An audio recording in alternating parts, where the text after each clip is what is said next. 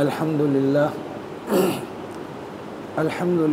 نحمده ونستعينه ونستغفره ونؤمن به ونتوكل عليه ونعوذ بالله من شرور أنفسنا ومن سيئات أعمالنا من يهده الله فلا مضل له ومن يضلله فلا هادي له ونشهد أن لا إله إلا الله وحده لا شريك له ونشهد أن سيدنا ونبينا ومولانا محمدا عبده ورسوله أما بعد فأعوذ بالله من الشيطان الرجيم بسم الله الرحمن الرحيم اليوم أكملت لكم دينكم وأتممت عليكم نعمتي ورضيت لكم الإسلام دينا وقال النبي صلى الله عليه وسلم كاد الحليم أن يكون نبيا او كما قال علیہ الصلاۃ والسلام۔ درود شریف پڑھ لیجئے۔ اللہم صل علی محمد وعلی آل محمد كما صلیت علی ابراہیم وعلی آل ابراہیم انک حمید مجید۔ اللہم بارک علی محمد وعلی آل محمد كما بارکت علی ابراہیم وعلی آل ابراہیم انک حمید مجید۔ اللہ رب العزت کا امت مسلمہ پر سب سے بڑا احسان لقد من اللہ علی المؤمنین اذ بعث فیہم رسولا، اللہ رب العزت نے ایمان والوں پر احسان فرمایا کہ انہی میں سے ایک رسول مبعوث فرمایا۔ پھر آپ صلی اللہ علیہ وسلم کی وجہ سے اس امت پر انعامات کی بارش ہے، اور ان میں سے ایک انعام کہ جو دین سیدنا آدم علیہ السلام سے چلتا چلا آ رہا تھا، اس دین کو لا کر امت محمدیہ پر مکمل فرما دیا۔ سن 10 ہجری 9 ذی الحج یوم عرفات کے میدان میں اللہ رب العزت نے قرآن کریم کی یہ آیت مبارکہ نازل فرمائی، الیوم اکملت لکم دینکم، آج تمہارے لیے میں نے مکمل کر دیا تمہارا دین، واتممت علیکم نعمتی، اور تمام کر دیا تم پر اپنی نعمت کو، ورضیت لکم الاسلام دینا، اور اب میں اس بات پر راضی ہو گیا، یعنی میری رضا صرف اس سے جڑ گئی کہ دین اسلام ہوگا، اس کے سوا کوئی اور نہیں ہو۔ الیوم لفظ یوم میں جو یہ الف لام کی تقدیم ہے، یہ ایسا ہی ہے جیسے انگلش میں ڈیفینٹ آرٹیکل ہوتا ہے، یعنی یہ آج کے دن ہے، اس سے پہلے نہیں ہوا۔ الیوم اکملت لکم، تمہارے لیے کیا ہے، دینکم پر جو لکم کی تقدیم ہے تو عربی زبان میں اس سے ایک معنی نکلتا ہے کہ خاص تمہارے لیے ہے، تم سے پہلے یہ نعمت کسی اور کو نہیں دی۔ اکملت لکم، اکمل کمال سے ہے، کمال عربی زبان میں کہتے ہیں صفات کے پورا ہونے کو، وَأَتْمَمْتُ عَلَيْكُمْ، اور تمام کہتے ہیں اعضاء کے پورا ہونے کو۔ ایک مزدور ہے، طاقتور ہے، توانا ہے، تندرست ہے، لیکن صفات سے خالی ہے تو اسے تمام تو کہہ سکتے ہیں، کامل نہیں کہہ سکتے۔ اور ایک شخص ہے جو ٹانگ سے لنگڑا ہے لیکن صفات پوری ہیں تو اسے کامل کہہ سکتے ہیں، تمام نہیں کہہ سکتے۔ چنانچہ کسی کے ساتھ اگر ولایت کی نسبت ہوتی ہے تو اللہ کی ولایت کا مطلب ہے صفات کا پورا ہونا، تو اسے ولی تمام نہیں کہتے، اسے ولی کامل کہتے ہیں، کیونکہ کمال کا مطلب ہے صفات کا پورا ہو جانا۔ تو مطلب یہ ہوا کہ آج میں نے جو اپنا دین مکمل کیا، اس میں جتنی صفات دنیا اور آخرت کی کامیابی کے لیے ضروری ہیں وہ ساری کی ساری پوری کر دی ہیں، اور جتنے اجزاء اکملت لکم دینکم واتممت علیکم، تمام جتنے اجزاء اور اعضاء یعنی اعمال و افعال ضروری ہیں وہ سارے کے سارے بھی پورے کر دیے ہیں۔ تو یہ انعام آج ہوا ہے، اس سے پہلے نہیں ہوا۔ وہ دین جو آج مکمل ہوا ہے تو اس دین کو تشبیہ دی۔ آپ صلی اللہ علیہ وسلم نے فرمایا بنی الاسلام علی خمس، اسلام کی بنیاد 5 چیزوں پر ہے۔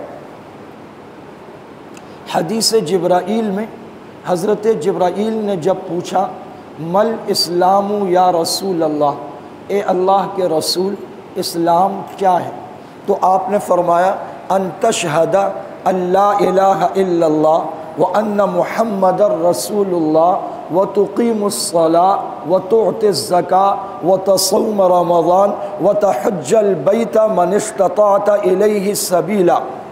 اللہ کو ایک ماننا، محمد کو اللہ کا رسول ماننا، نماز کو قائم کرنا، زکوٰۃ ادا کرنا، رمضان کے روزے رکھنا، اور اگر استطاعت ہو تو بیت اللہ کا حج کرنا، یہ اسلام ہے۔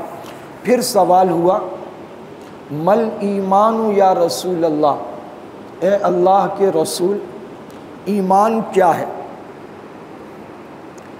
ایمان وہ دل سے ہے اور اسلام وہ اعضاء سے ہے۔ چنانچہ نماز، روزہ، حج، زکوٰۃ اسے ارکان اسلام کہا، یہ اعضاء سے پورے ہوتے ہیں۔ اور جب بات آئی ایمان کی تو ایمان دل سے ماننے کا نام ہے۔ مل ایمان یا رسول اللہ، تو کہا ان تؤمن ان لا الہ الا اللہ وان محمد رسول اللہ وان تؤمن بالکتب وبعث بعد الموت، اور انبیاء پر ایمان، موت کے بعد کی زندگی پر ایمان، اس بات پر ایمان کہ اللہ کے سوا کوئی معبود نہیں۔ ایک اور موقع پر پوچھا گیا یا رسول اللہ مل اسلام یا رسول اللہ، اے اللہ کے رسول اسلام کیا ہے؟ تو آپ صلی اللہ علیہ وسلم نے فرمایا الصبر والسماح، صبر کرنا اور درگزر کر دینا، یہ اسلام ہے۔ ایک اور موقع پر پوچھا گیا ای الاسلام افضل، یا رسول اللہ سب سے افضل اسلام کیا ہے؟ تو آپ نے فرمایا سب سے افضل اسلام یہ ہے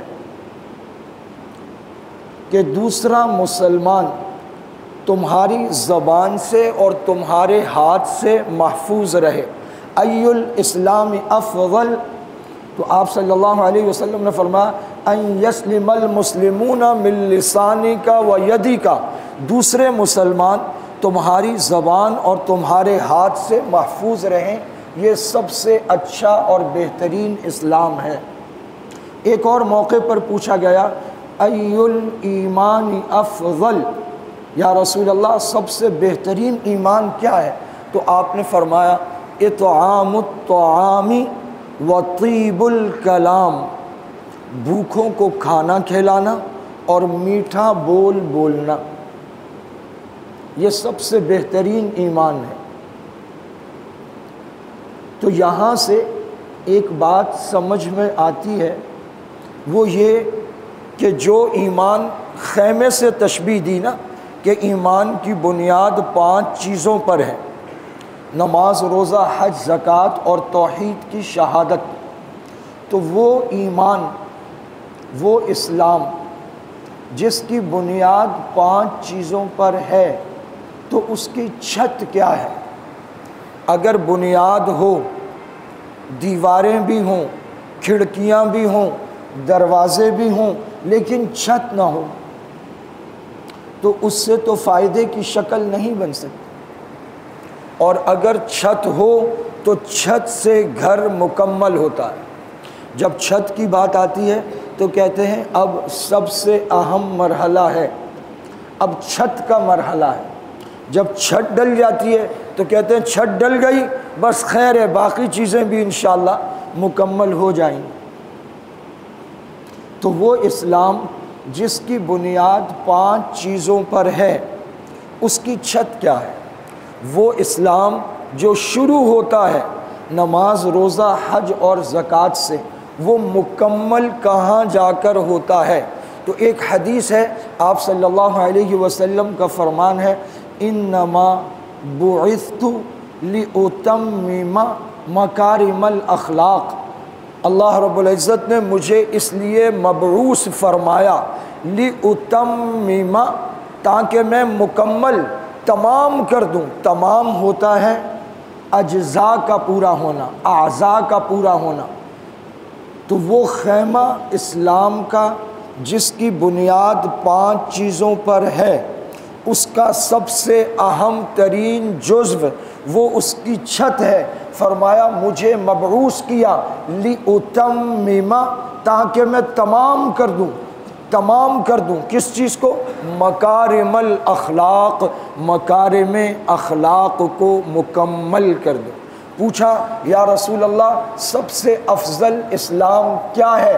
تو فرمایا الصبر والسماحہ، صبر کرنا اور درگزر کر دینا۔ پھر پوچھا گیا بہترین اسلام کیا ہے؟ تو فرمایا دوسرا مسلمان تیری زبان اور تیرے ہاتھ سے محفوظ رہے۔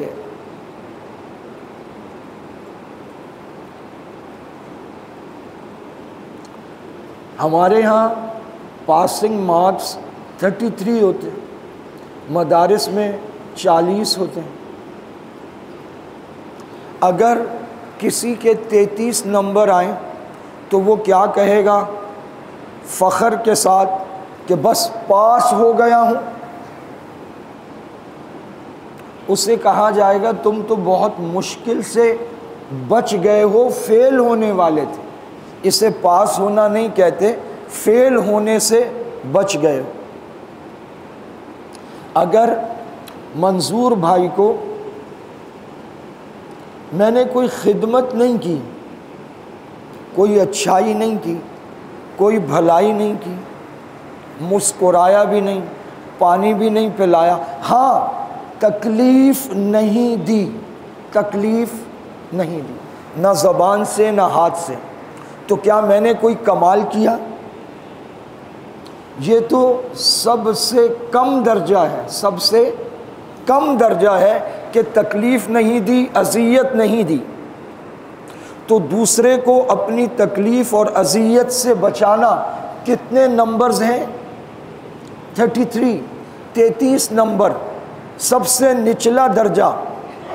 اخلاق کی دنیا میں سب سے نچلا درجہ یہ ہے کہ سامنے والے کو کوئی تکلیف اور اذیت نہ دو۔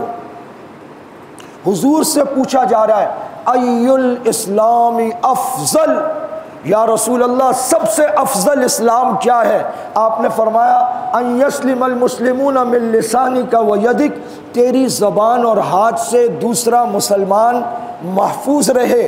یعنی اخلاق اتنی اعلیٰ چیز ہے کہ اخلاق کے پرچے میں جو 33 نمبر لیتا ہے، اسلام کے پرچے میں اس کو 100 نمبر مل جاتے ہیں۔ اخلاق اتنی اعلیٰ و عرفہ چیز ہے کہ وہاں پاسنگ مارکس والا اسلام میں آ کر پہلی پوزیشن لے لیتا ہے۔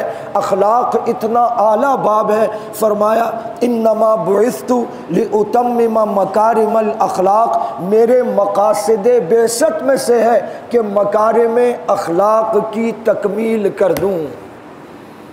تو وہ اسلام جس کی بنیاد 5 چیزوں پر ہے، اس کی چھت اس کی تکمیل، اس کا تمام وہ کیا ہے؟ وہ ہے اچھے اخلاق، اطعام الطعام، بھوکوں کو کھانا کھلانا، وطیب الکلام، اور میٹھا بول بولنا۔ زبان کا میٹھا بول دلوں کا محبوب بنا دیتا ہے۔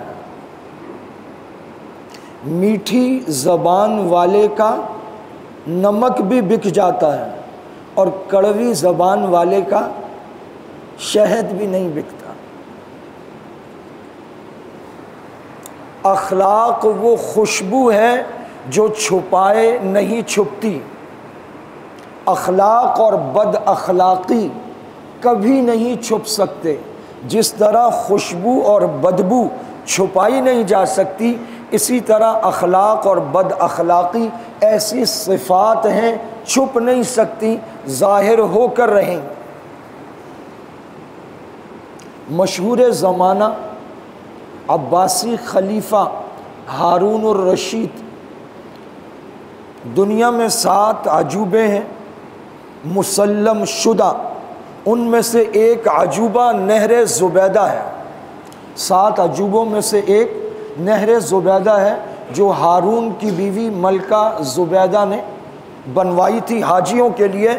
عراق دریائے فرات سے پانی عرفات کے میدان تک پہنچایا۔ اس دور میں اتنی اونچائیاں نچائیاں کھٹنائیاں، لیکن وہ انجینئرنگ کا ایسا شاہکار ہے کہ پانی یہاں سے وہاں پہنچا دیا۔ کئی جگہ وہ پرنالوں کی شکل میں پتھر کی چھوٹی ندیاں بنا کر لے جایا گیا۔ اونچائیوں نچائیوں کے باوجود دریائے فرات کا پانی وہاں پہنچا ہے۔ آخر میں جب ٹھیکیدار اس کے اخراجات کے کاغذ لے کر آئے، اس سے پیسے مانگتے رہے، دیتی رہی۔ 7 لاکھ دینار کے قریب خرچ ہوئے۔ 1 دینار پیور گولڈ 2.25 تولے کا، 14 لاکھ تولے سونا، 12 لاکھ لگا لیں۔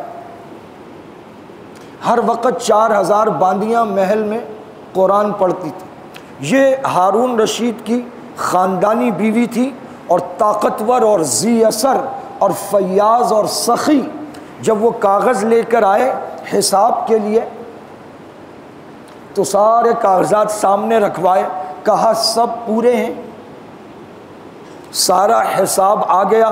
انہوں نے کہا جی ان میں سب موجود ہے۔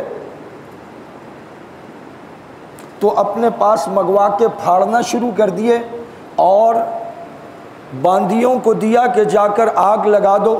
کہا میں تم سے حساب نہیں لیتی، اللہ نے ایک نیک کام کروایا ہے، اس امید پر کہ قیامت والے دن اللہ تعالیٰ مجھ سے حساب نہ لے۔ ایسی نیک خاتون، اس کا بیٹا امین، اور ایک باندی لونڈی، اس کا بیٹا مامون۔ ہارون رشید کا ایک بیٹا امین ملکہ زبیدہ سے تھا، اور ایک بیٹا مامون وہ باندی سے تھا، اور ہارون الرشید فوقیت دیتا تھا مامون کو امین پر۔ تو ملکہ زبیدہ کو یہ بات بڑی چبھتی تھی۔ آپ حضرات تھوڑا سا مل جائیں گے، آگے آ جائیں گے تو نمازیوں کے لیے جگہ بن جائے گی، صفوں میں جگہ بنائیں، تھوڑی تھوڑی لوگ اندر آ جائیں گے، باہر دھوپ میں تمبو کے نیچے جمعۃ الوداع کو روزہ دار بیٹھیں گے، آپ پنکھوں کے نیچے مزیدار بیٹھیں۔ اور جو ساتھی پہرے پر ہیں ان سے گزارش ہے ابھی سے ساتھیوں کو چھت پہ بھیجنا شروع کریں، وہاں پنکھے چلوائیں، فرش ٹھنڈا ہے، نوجوان لڑکے چھت پہ چلے جائیں، اور وہاں بیٹھ کے بیان سننے کا مزہ بھی انشاءاللہ زیادہ ہے، سامنے سے نظر آ رہا ہو۔ نوجوان جو اوپر جا سکتے ہیں اوپر چلے جائیں، جزاک اللہ۔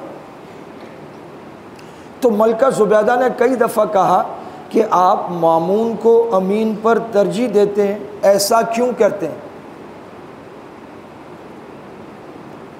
تو ہارون کو جب یہ بات کہی تو ہارون نے کہا اچھا دیکھو، سامنے غلام تھا پرانا خاندانی،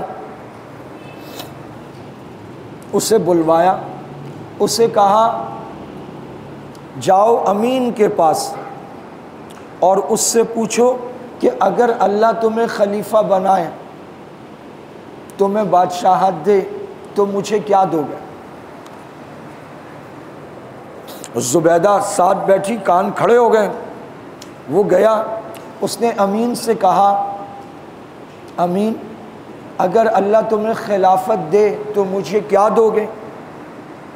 زبیدہ کا بیٹا سخی بیٹا، اس نے کہا میں تمہیں فلاں علاقے کی جاگیر دے دوں گا، فلاں علاقے کا امیر بنا دوں گا، اتنا نقد دے دوں گا۔ غلام خوش خوش واپس آیا، اس نے کہا حضور امین نے کہا کہ فلاں علاقے کی جاگیر دے دوں گا، فلاں علاقے کا بادشاہ بنا دوں گا، اتنا نقد دے دوں گا۔ تو زبیدہ کا چہرہ کھل اٹھا، اس نے کہا دیکھا میرا بیٹا کتنا سخی ہے۔ ہارون نے کہا ٹھیک ہے۔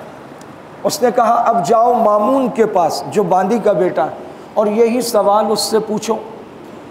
تو مامون بہت علمی آدمی تھا، بڑا عالم آدمی تھا، وہ بیٹھا ہوا لکھ رہا تھا، کچھ قلم اور دوات رکھے تھے، اس میں ڈبو ڈبو کر لکھ رہا۔ اس نے جا کر کہا سلام کر کے کہ مامون اگر اللہ تعالیٰ تمہیں خلافت دے تو مجھے کیا دو گے؟ اس نے وہ دوات اٹھائی اور اٹھا کر اس کے منہ پہ ماری، پورا منہ اور کپڑے کالے ہو گئے۔ اس نے کہا بدبخت، مجھے میری زندگی میں میرے باپ کی موت کی خبر دیتا ہے، ایسی بات کرتا ہے، دفع ہو جائے یہاں سے، اللہ میرے باپ کو زندگی دے، میں نے کیا کرنا ہے بادشاہ بن کے اور خلیفہ بن کے، میں جو آج ہوں یہی میری بادشاہت ہے۔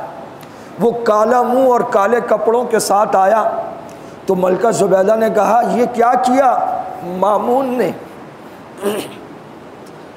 ہارون نے پوچھا کیا کہا؟ کہا اس نے دوات میرے منہ پر ماری اور مجھے کہا مجھے میری زندگی میں میرے باپ کی موت کی خبر دیتا ہے۔ بدبخت، بادشاہت تو تب ملے گی نا جب میرا باپ مرے گا، تو مجھ سے ایسی باتیں کرتا ہے جس میں میرے باپ کی موت کی خبر ہے؟ اللہ میرے باپ کو زندگی دے، مجھے کچھ نہیں چاہیے۔ تو ہارون نے کہا دیکھا، سن لیا تمہارے بیٹے نے کیا کہا اور ایک باندی کے بیٹے نے کیا کہا۔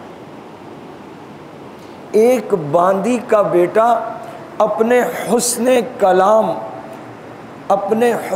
کلام کی وجہ سے محبوب بن گیا۔ اب خاندانی پریشر ہوتا ہے، ہارون اپنا ولی عہد بنانا چاہتا تھا مامون کو، لیکن بنا نہیں سکتا تھا، تو ملکہ زبیدہ کے بیٹے امین کو بنایا، لیکن اس کے ساتھ یہ طے کر دیا بیٹا 10 منٹ ٹھہر جاؤ، انعام اللہ 10 منٹ ٹھہر جاؤ، لیکن یہ طے کر دیا کہ پہلے امین ہوگا، اور اگر خدا نہ خواستہ امین کو کچھ ہو گیا تو اس کے بعد مامون ہوگا۔ ایک اور موقع پر جب ملکہ زبیدہ نے کہا کہ آپ بیٹوں کو ترجیح نہیں دے سکتے، آپ کو برابری رکھنی چاہیے، تو صبح کا وقت تھا، باغ کے سامنے والے حصے میں صبح صبح سب جاتے تھے، باغ میں ٹہلتے تھے، مسواک وغیرہ کرتے تھے، تازہ مسواکیں پیش کی جاتی تھی، تو مختلف مسواکوں کے ڈھیر اور بنڈل رکھے ہوئے۔ تو امین ٹہلتا ہوا آیا، تو ہارون رشید نے وہ یوں مسواکیں اٹھائیں اور اس سے کہا ما ھذا یا امین، تو اس نے دیکھا، اس نے کہا مسواک کی جمع عربی زبان میں ہوتی ہے مساویک،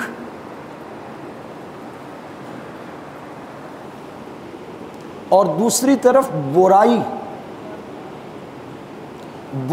کی جمع بھی عربی زبان میں مساوی ہے، اس کے ساتھ کاف لگے تو مضاف مضاف الیہ۔ عربی زبان میں کہتے ہیں قلم پین، قلمو کا تمہارا پین، کتابو کا تمہاری کتاب۔ قبر میں کیا سوال ہوں گے؟ من ربو کا تمہارا رب کون ہے، من نبیو کا تمہارا نبی کون ہے، ما دینو کا تمہارا دین کیا ہے۔ تو کاف مخاطب کے لیے سیکنڈ پرسن کی تخاطب کی ضمیر ہے، تو دوسرا معنی اس کا بنتا ہے مساویک، آپ کی برائیاں۔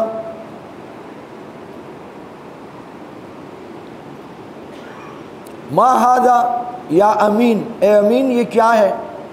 تو کہا مساوی کا یا امیر المؤمنین، یہ مساویک کاف اپنا ہے مسواک کا، مساویک مسواک جمع مساویک، یہ مسواکیں ہیں، لیکن وہاں مساوی اور کاف آپ کی، کتابو کا من ربو کا، مساویک دوسرا معنی عربی زبان میں اس کا بنتا ہے آپ کی برائیاں۔ تو ایسا لفظ ہے جس میں لفظی طور پر دو احتمال ہے۔ اس نے کہا ہذہ مساویک یا امیر المؤمنین، فرمایا جزاک اللہ، چلا گیا۔ اتنے میں ٹہلتا ہوا، یہی طریقہ تھا، سب ٹہلتے تھے، جب قریب آتے تھے تو سلام کرتے تھے۔ مامون نے آ کر سلام کیا تو ہارون نے وہ مسواکیں اٹھائیں اور کہا ما ھذا یا مامون، اے مامون یہ کیا ہے؟ تو اس نے کہا، ایک نظر دیکھا، ملکہ زبیدہ ساتھ بیٹھی، ان کو دیکھا، ہارون کو دیکھا، ایک لمحے کے لیے توقف کیا اور کہا ضد محاسنک یا امیر المؤمنین، اے امیر المؤمنین یہ آپ کی اچھائیوں کی ضد ہے۔ وہ لفظ استعمال نہیں کیا جس میں بظاہر دو احتمال ہیں کہ یہ آپ کی برائیاں ہیں، بلکہ اس کے مقابلے میں جو لفظ آئے گا، جب کہا آپ کی اچھائیوں کی ضد ہے تو آٹومیٹک لفظ آئے گا مساویک، لیکن جب مساویک کا لفظ آئے گا تو وہ اس کے اوپر انطباق کرے گا۔ تو اس نے کہا، تو ذکر جس چیز کا کیا وہ کیا ہے؟ وہ محاسن ہے۔ کہا ضد محاسنک یا امیر المؤمنین، امیر المؤمنین یہ آپ کی اچھائیوں کی ضد ہے۔ تو ہارون بے ساختہ مسکرایا اور ملکہ زبیدہ سے کہا، سنا تمہارے بیٹے نے کیا کہا؟ صرف اپنے حسن کلام سے ہارون الرشید کے دل میں ایسا گھر کر لیا کہ اپنے خاندانی بیٹے سے بھی زیادہ وہ محبوب ہو گیا۔ لا الہ الا اللہ۔ عمر بن عبد العزیز رحمۃ اللہ علیہ جب عبد الملک کے سامنے بیٹھے ہیں تو عبد الملک کے اپنے 4 بیٹے ہیں۔ یہ بادشاہت شروع ہوتی ہے مروان سے، مروان کا بیٹا ہے عبد الملک، عبد الملک کے پھر 4 بیٹے ہیں، سلیمان، ولید، ہشام، یزید۔ عمر بن عبد العزیز رحمۃ اللہ علیہ کی جو گھر والی ہیں فاطمہ، دنیا کی تاریخ کی واحد عورت ہے جو 7 واسطوں سے شہزادی ہے۔ اس کے دادا مروان بادشاہ، اس کے والد عبد الملک بادشاہ، اس کا شوہر عمر بن عبد العزیز بادشاہ، اس کے 4 بھائی سلیمان، ولید، ہشام، یزید، چاروں یکے بعد دیگرے بادشاہ، 7 واسطوں سے شہزادی ہیں۔ تو یہ دونوں عبد الملک اور عبد العزیز مروان کے بیٹے ہیں، مروان عبد العزیز بن مروان، عبد الملک بن مروان۔ عبد العزیز کا انتقال پہلے ہو گیا۔ عمر بن عبد العزیز کا ننھیال اس لڑکی سے، حضرت عاصم رضی اللہ تعالیٰ عنہ کی بیوی، وہ جس نے کہا تھا بیٹی دودھ ملا، پانی ملا دو دودھ میں، تو اس نے کہا کہ حضرت عمر نے منع کیا۔ اس نے کہا عمر کون سا دیکھ رہا ہے؟ کہا عمر نہیں دیکھ رہا، اللہ تو دیکھ رہا ہے، اللہ تو دیکھ۔ یہ لڑکی یہ غالباً نانی یا والدہ ہے حضرت عمر بن عبد العزیز کی۔ تو اللہ تعالیٰ نے اس شاخ کو بچایا۔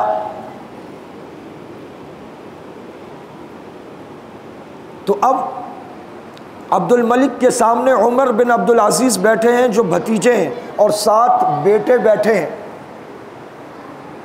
تو جب فیصلہ کیا زوجنا کا فاطمہ، ہم نے فاطمہ سے تمہارے نکاح کا فیصلہ کر لیا، تو کہا احسنت و اجزلت۔ عربی زبان میں اس کے ہزاروں معنی لکھے گئے کہ جب احسنت و اجزلت ملتا ہے تو کیا خوبصورت تعبیر کرتا ہے۔ تو طبیعت بھڑک اٹھی عبد الملک کی، اس نے کہا دیکھا کیا خوبصورت بات کہی۔ تو وہ کزنس تھے، تو وہ ذرا تھوڑے سے جیلس ہوئے، انہوں نے کہا بس ایسے ہی نکل گئی ہوگی ان کے منہ سے، معلوم ان کو بھی تھا کہ بڑا خوبصورت کلام کر دیا۔ تو کہا رب رمیۃ، وہ جو ایک تیر نکلتا ہے اور شکاری کو پتہ نہیں ہوتا کہاں جا رہا ہے، اتفاق سے جا کے وہ ہرن یا شیر کا شکار کر لیتا ہے، من غیر رامن، بغیر نیت کے تکا لگ گیا۔ پھر پوچھا ما نفقتک یا عمر، اے عمر تمہارا خرچہ کیسے چلتا ہے؟ تو قرآن کریم میں ایک آیت مبارکہ ہے، عمر بن عبدالعزیز نے جواب دیا الحسنۃ بین السیئتین یا امیر المؤمنین، میرا خرچہ یوں چلتا ہے کہ وہ ایک نیکی ہے جو دو برائیوں کے درمیان ہے، ایک نیکی ہے وہ دو برائیوں کے درمیان میں ہے۔ تو پھڑک گئے عبد الملک، انہوں نے کہا یا سبحان اللہ، کیا خوبصورت بات کہی ہے۔ اور پھر دیکھا ان کی طرف، کہا تمہیں کیا لگتا ہے، تمہیں کیا لگتا ہے کہ اب بھی منہ سے نکل گئی؟ تو وہ اپنا سا منہ لے کر رہ گئے۔ وہ بات کیا تھی؟ قرآن کریم میں اللہ تعالیٰ فرماتے ہیں ایمان والوں کی صفات میں کہ ایمان والے ایسے ہیں کہ جب وہ خرچ کرتے ہیں تو نہ تو وہ بخل کرتے ہیں، نہ تو وہ بخل کرتے ہیں، اور نہ ہی وہ اسراف اور تبذیر یعنی فضول خرچی کرتے ہیں، اتنا کھینچ کر بھی نہیں رکھتے کہ کنجوسی بن جائے، اور اتنا پھیلا کر بھی خرچ نہیں کرتے کہ فضول خرچی اسراف اور تبذیر ہو جائے، بلکہ وہ بین ذالک قوامہ، اس کے درمیان اعتدال کے ساتھ رہتے ہیں۔ تو عبد الملک پوچھ رہے ہیں ما نفقتک یا عمر، اے عمر تمہارا خرچہ کیسے چلتا ہے؟ تو وہ جواب میں قرآن کریم کی اس آیت کی طرف اشارہ کرتے ہیں جس میں اللہ رب العزت فرما رہے ہیں والذین اذا ينفقون، وہ لوگ جب وہ خرچ کرتے ہیں تو نہ تو وہ بخل کرتے ہیں اور نہ وہ اسراف اور تبذیر کرتے ہیں، بلکہ ان دو برائیوں کے درمیان حد اعتدال پر رہتے ہیں۔ وَكَانَ بَيْنَ ذَلِكَ قِوَامًا، تو فرمایا الحسنہ، وہ ایک نیکی ہے، بین السیئتین، دو برائیوں کے درمیان۔ یہ وہی سیئہ ہے جس کا ابھی ذکر گزرا، سیئۃ برائی، اس کی جمع مساوی عربی زبان میں۔ تو کہا الحسنۃ بین السیئتین، وہ ایک نیکی ہے جو دو برائیوں کے درمیان ہے۔ تو یہ خوبصورت کلام دل میں گھر کر گیا۔ یہ چاروں بھائی یکے بعد دیگرے بادشاہ بنے، ان میں آخری سلیمان تھا۔ تو سلیمان جب مرنے لگا تو وہ اپنے بچوں کو بنانا چاہتا تھا، بچے چھوٹے تھے۔ مروان بادشاہ، عبد الملک بادشاہ، ولید بادشاہ، یزید بادشاہ، ہشام بادشاہ، اب آئی سلیمان کی باری۔ سلیمان چاہتا تھا کہ بچوں کو بادشاہ بناؤں، بچے چھوٹے تھے۔ اس نے کہا جاؤ ان کو جبے پہناؤ، گلے میں تلواریں لٹکا کر لاؤ۔ جبے پہنائے گئے، تلواریں لٹکائی گئیں۔ جب لے کر آیا تو وہ تلواریں زمین پر گھسٹ رہی تھیں۔ اس نے کہا ہائے وہ حسرت جو پوری نہ ہو۔ پھر اس نے اعلان کیا عمر بن عبدالعزیز کا، جو بہنوئی بھی ہیں اور دوسری طرف اصل میں بادشاہ بننا تھا۔ ان چاروں سے پہلے عبد الملک کے بعد عبد الملک کے بھائی عبد العزیز نے، جو والد ہیں عمر کے لیکن ان کا انتقال پہلے ہو گیا، تو عبد الملک کے 4 بیٹے بنے۔ اب وہ آگے کھینچنا چاہتا تھا لیکن اللہ کو منظور نہ تھا، تو عمر بن عبدالعزیز کا اعلان ہوا، اور جب ان کا اعلان ہوا تو لمحوں میں ساری دنیا بدل گئی۔ ان کو مورخین، محدثین خلفائے راشدین میں شمار کرتے ہیں۔ ان کے دور کو حضرت عمر کا دوسرا دور کہا جاتا ہے عدل اور انصاف میں۔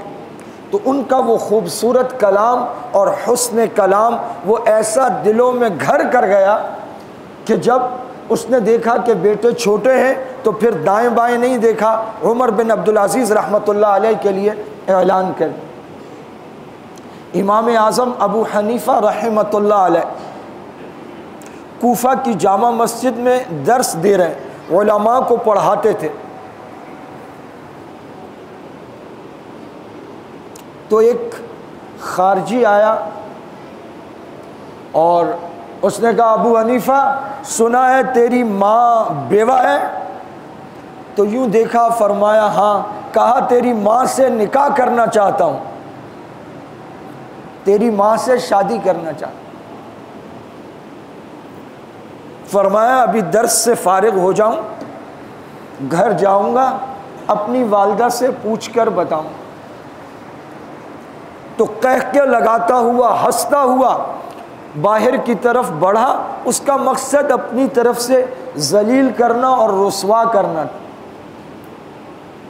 سیڑھیوں سے اترتے ہوئے پاؤں اپنے ہی چوغے میں پھنسا، وہاں گرا، گردن کی ہڈی ٹوٹ گئی۔ لوگوں نے آ کر بتایا کہ وہ گرا اور گردن کی ہڈی ٹوٹ گئی۔ تو حضرت امام اعظم ابو حنیفہ رحمہ اللہ نے فرمایا ابو حنیفہ کے صبر نے اس کی جان لے لی۔ ای الاسلام افضل الصبر والسماحہ، صبر کرو اور درگزر کر دو۔ احنف بن قیس سے کسی نے کہا 1 سنائے گا 100 سنے گا، کہا 100 سنائے گا تو 1 بھی نہیں سنے گا۔ ہماری کوشش ہوتی ہے اپنی زبان میں کالے سانپ کا زہر بھر کر ایسا ڈسیں کہ وہ تڑپتا رہ جائے۔ آپ صلی اللہ علیہ وسلم نے فرمایا سب سے بہترین مسلمان وہ ہے جس کی زبان اور ہاتھ سے دوسرے کو تکلیف نہ ہو، اور اگر کوئی بدلہ لینے کی طاقت کے باوجود کسی کو معاف کر دے۔ ہماری جتنی لڑائیاں ہوتی ہیں ہم سے طاقتور ہم پہ روب ڈال رہا ہوتا ہے، 99% میں ہم بدلہ لینے کی صلاحیت نہیں رکھتے، لیکن زبان کی 101% لڑائیوں میں کائنات کا ہر آدمی بدلہ لینے کی صلاحیت رکھتا ہے، اور جتنا کمزور ہے اتنا تیز ہے، کیونکہ اس کی مشقی زبان پر ہوئی ہے۔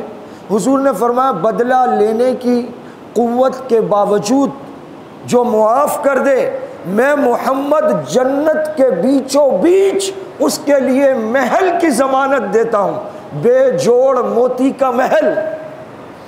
تو زبان سے رک جاؤ، زبان سے رک جاؤ۔ پیارے آقا صلی اللہ علیہ وسلم اگر جنت کے بیچ محل کی ضمانت دے رہے ہیں تو محل خالی تھوڑی رہے گا، پھر ہم بھی تو جائیں گے نا۔ تو جنت کی ضمانت ہے، اپنی زبان کو لپیٹ لو۔ سید قطب رحمۃ اللہ علیہ فرمایا کرتے تھے کن شجرن، درخت بن جاؤ، ترمی کا حجرن، جسے پتھر مارا جاتا ہے، وتعطی کا ثمرن، اور وہ بدلے میں پھل دیتا ہے۔ بادشاہ کی سواری نکلی، کسی نے پتھر دے مارا، کہا ڈھونڈو، پکڑا گیا، اسے پکڑ کر لائے تو اس کے چہرے پر مردنی چھائی ہوئی تھی، معلوم تھا گردن اڑ جائے گی۔ بادشاہ نے وزیر کی طرف دیکھا اور کہا اسے 1000 درہم کی تھیلی دو۔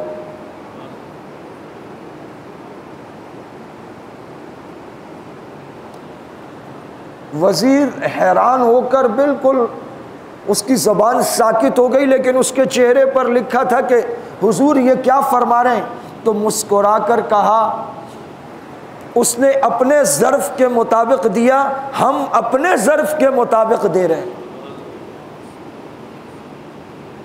بادشاہ کی سواری نکلی تو کسی نے کھڑے ہو کر زور زور سے گالیاں دینا شروع کر دی۔ تو بادشاہ نے وزیر کی طرف دیکھا، اس سے درہم کی تھیلی لی اور وہ پھاڑ کر اس کی طرف درہم پھینکنا شروع کر دیے۔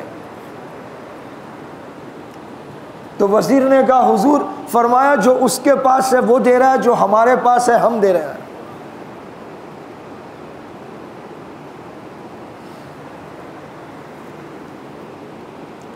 آپ صلی اللہ علیہ وسلم مسجد نبوی میں تشریف فرما ہے، صحابہ کے درمیان آپ نے فرمایا تھوڑی دیر میں ایک جنتی شخص آ رہا ہے، تو سارے صحابہ متوجہ ہو گئے۔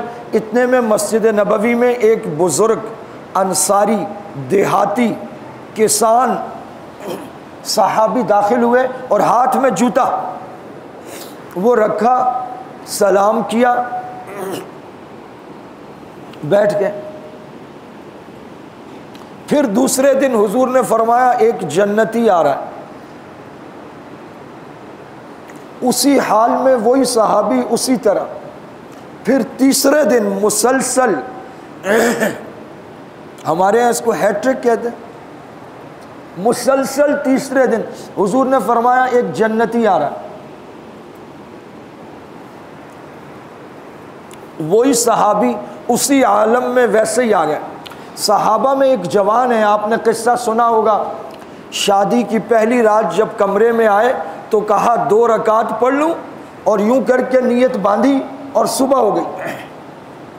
والد حضور کے پاس لے گئے، والد نے پہلے پوچھا بیٹا خوش ہو، خوش ہو، اچھا گزرا وقت؟ کہا الحمدللہ، نوافل میں گزرا۔ کا تیرا کھانا خراب، تیری شادی اس لیے کی تھی کہ تو پوری رات نفل پڑھتا رہے۔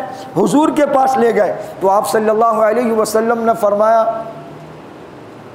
تیرے بدن کا تجھ پر حق ہے، وَلِجِسْمِكَ عَلَيْكَ حَقٌ وَلِعَيْنِكَ عَلَيْكَ حَقٌ وَلِصِحَّتِكَ عَلَيْكَ حَقٌ۔ اسی طرح کہا وَلِأَهْلِكَ عَلَيْكَ حَقٌ، تمہارے گھر والوں کا بھی تم پر حق ہے۔ صحابہ اکرام میں شاید ہی کوئی اتنا عبادت گزار نوجوان ہو، نیک اور متقی نہیں کہہ رہا، عبادت گزار ہونا ایک الگ چیز ہے، اتنا عبادت گزار نوجوان صحابہ میں شاید ہی کوئی ہو۔ عبداللہ بن عمر بن العاص سارا دن روزہ، ساری رات نفلوں میں کھڑے ہوئے۔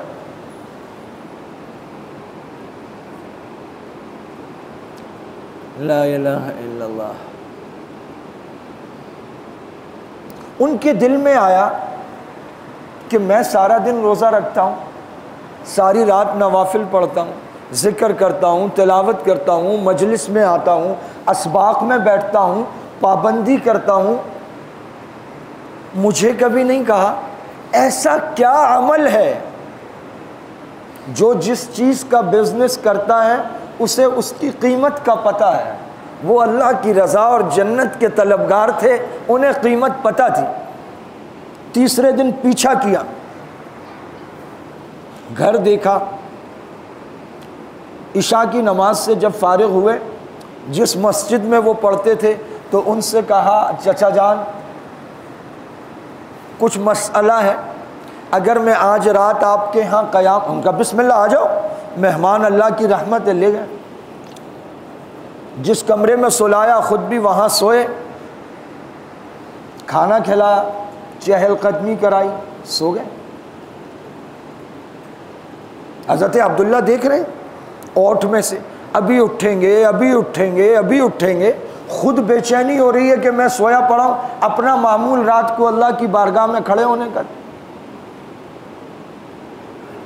تہجد کا وقت آ گیا، نہیں اٹھے، خراٹے مار کے مزے سے سو رہے۔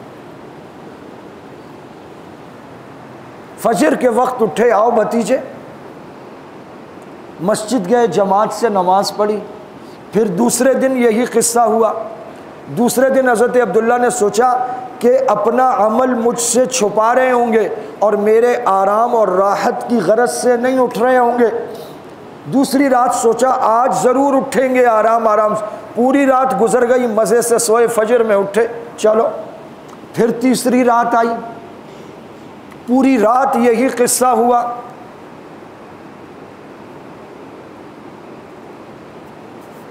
تو تیسرے دن فجر سے فارغ ہوئے تو روایت میں آتا ہے فاستقل عملہ، اس صحابی کے عمل کو ہلکا جانا اور اس سے کہا کہ میرا کوئی مسئلہ نہیں تھا، میں نے تو 3 دن لگاتار آپ کے بارے میں آپ صلی اللہ علیہ وسلم سے یہ سنا تو میں تو اس کی تلاش میں آیا، لیکن میں نے آپ کے پاس، مجھے کچھ پتہ نہ چل سکا کوئی ایسا عمل۔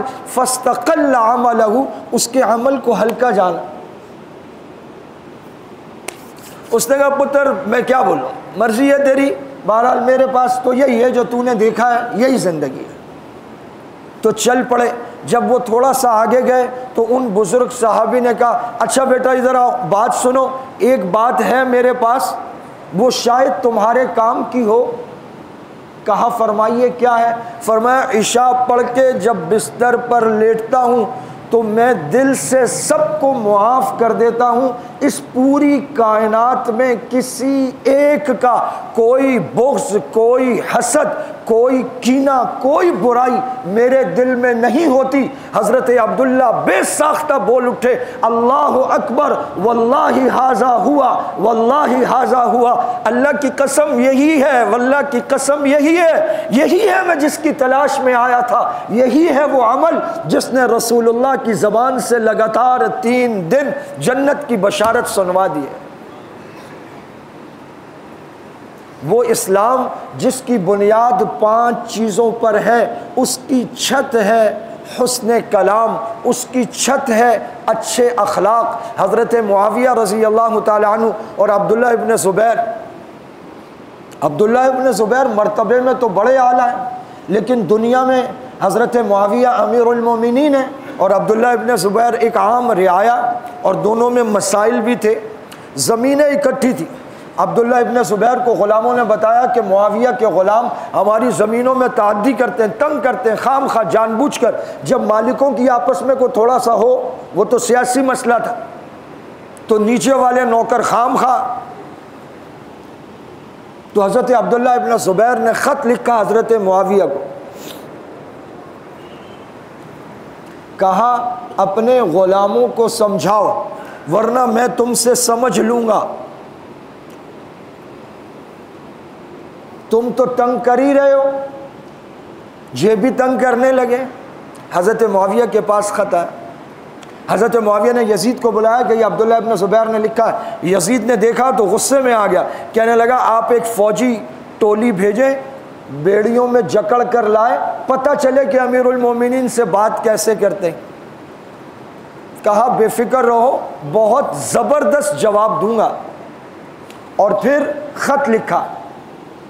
ہر زبان کا طریقہ ہے کہ جس کی طرف سے خط ہوتا ہے پہلے اس کا نام آتا ہے، فرام عبد الرحمن ٹو منظور، لیکن جب ادب ہو تو پہلے اس کا نام لکھا جاتا ہے جسے خط لکھا جا رہا ہے۔ جب صحابہ خط لکھتے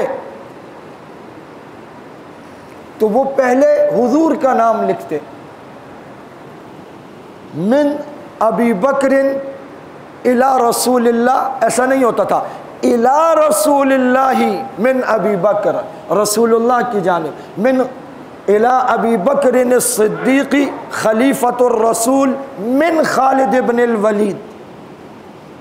حضرت عبداللہ کے والد حضرت زبیر کا لقب ہے حواری رسول، تو حضرت معاویہ نے خط لکھوایا الابنی حواری الرسول، حواری رسول کے بیٹے کی جانب، من معاویہ، معاویہ کی طرف سے۔ پہلا جملہ ہی ٹھک دل پہ لگنے والا، الابنی حواری الرسول، ان کا لقب لکھا اور اپنا صرف نام لکھا من معاویہ۔ کہا مجھے یہ خبر ملی کہ میرے غلام تعدی کرتے ہیں، اس کی کوئی صورت تلافی کی میری سمجھ میں نہیں آتی سوائے اس کے کہ میری وہاں جتنی زمین ہے وہ میں ساری آپ کو ہدیہ کر دوں، اس کے درخت بھی ہدیہ کر دوں، اس کے کنویں بھی ہدیہ کر دوں، اور اس کی ساری فصل بھی ہدیہ کر دوں، اور جو اس میں زراعت کا سامان ہے وہ بھی ہدیہ کر دوں، اور یہ تعدی اور زیادتی کرنے والے سارے غلام بھی میں آپ کو ہدیہ کر دوں۔ جب حضرت عبداللہ ابن زبیر کو وہ خط پہنچا، پڑھا تو کہا اپنی انہی اداؤں کی وجہ سے معاویہ تو جیت گیا، تو امیر بن گیا۔ حضرت معاویہ رضی اللہ تعالیٰ عنہ امت میں 2 لوگوں کا حلم مشہور ہوا ہے، حضرت معاویہ اور احنف بن قیس۔ احنف بن قیس، حضرت عاصم فرماتے جیسے لوگ علم سیکھنے جاتے ہم حلم سیکھنے جاتے تھے، حلم۔ کہا کوئی واقعہ سناؤ، کہا کپڑے کی گوٹ باندھ کر ایسے بیٹھے ہوئے تھے کہ لوگ جوان بیٹے کی لاش اٹھا کر لے آئے اور کہا کہ آپ کے بیٹے کو قتل کر دیا، کہا یوں بیٹھے تھے تو یوں بھی نہیں ہوئے، یوں ہی، ایسا حلم، ایسا ضبط، کہا انا للہ و انا الیہ راجعون، کہا چچا کے بیٹے نے قتل کیا ہے، کہا میں نے معاف کر دیا، کہا لیکن اس کی والدہ کی دلجوئی کے لیے میں اپنی طرف سے 200 اونٹ دیت ادا کرتا ہوں، قاتل بھی گھر کا ہی بچہ ہے، ہمارا ہی بیٹا ہے، اس سے غلطی ہو گئی، میں خون معاف کرتا ہوں۔ حضرت معاویہ رضی اللہ تعالیٰ عنہ سرداروں کے پاس ہدیے بھجوایا کرتے تھے، تو ایک سردار کو لگا کہ میرے رتبے کے لحاظ سے کم ہے، مجلس میں 1000 درہم پیش ہوئے، 500 درہم کی 2 تھیلیاں، تو لوگوں نے یوں دیکھا، مطلب یہ کہ اچھا آپ کے پاس کم آیا ہے، تو لوگ اپنے رتبے کو اس ہدیے سے ناپتے تھے جو سالانہ آیا کرتا تھا دربار خلافت سے۔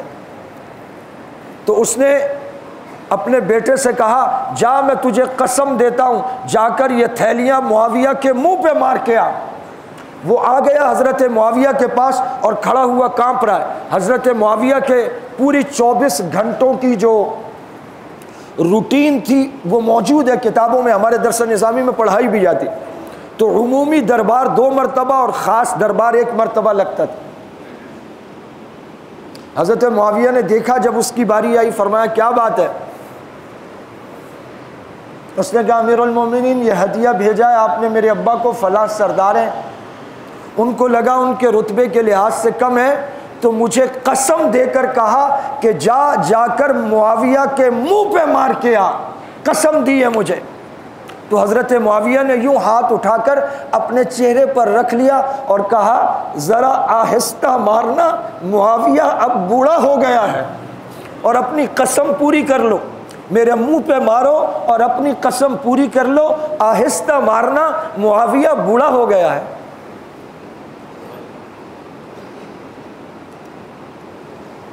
معاف کرنا اور حلم اور تدبر وہ صفت ہے جس سے اسلام مکمل ہوتا ہے۔ آخری حدیث سنا کر مکمل کرتے ہیں، عجیب حدیث ہے، آپ صلی اللہ علیہ، آپ نے سنا ہوگا، مشہور زمانہ حدیث ہے، کاد الفقر ان یکون کفرا، فقر، غربت، فقر ایک ایسی چیز ہے کہ وہ بالکل کفر کے دروازے کے قریب پہنچا دینے والی چیز ہے، کہ انسان فقر سے مجبور ہو کر بعض اوقات بارڈر کراس کر جاتا ہے۔ تو بالکل یہی فارمیشن ہے، کاد الفقر ان یکون کفرا۔ دوسری حدیث ہے، فرمایا کاد الحلیم ان یکون نبیا، جو حلم والا ہے، صبر والا ہے، معاف کرنے والا ہے، کاد الحلیم ان یکون نبیا، حلم والا نبی بنتے بنتے رہ گیا۔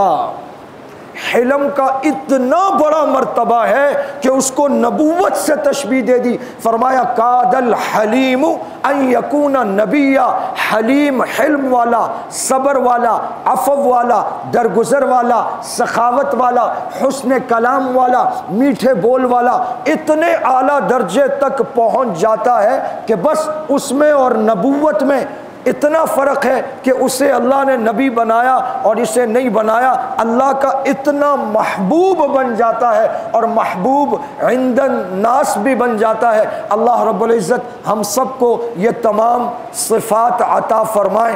صراحی جو عالی ظرف ہوتے ہیں وہ ہمیشہ جھک کے ملتے ہیں، جو عالی ظرف ہوتے ہیں وہ ہمیشہ جھک کے ملتے ہیں۔ صراحی سرنگوں ہو کر بھرا کرتی ہے پیمانے۔ وآخر دعوانا ان الحمد للہ رب العالمین۔